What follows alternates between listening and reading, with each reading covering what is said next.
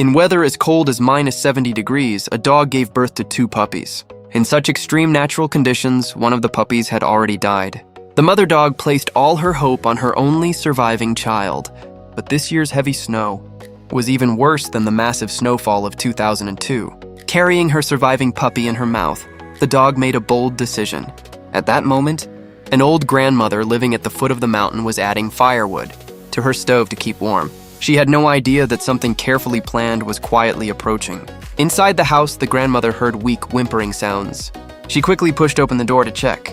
The mother dog stood there with the nearly frozen puppy in her mouth, looking at the grandmother with pleading eyes. The grandmother hesitated for 60 seconds. Wasn't this the same hungry dog she had fed before?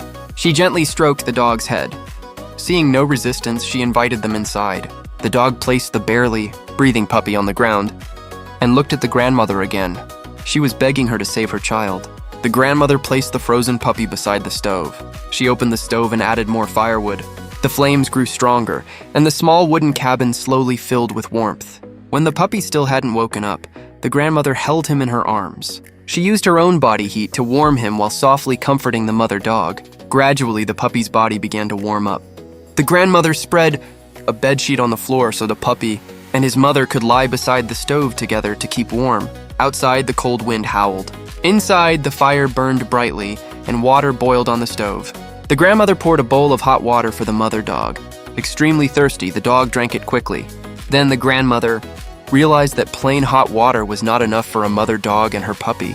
She went to the storage room and found a very large frozen fish. She cut it open with effort.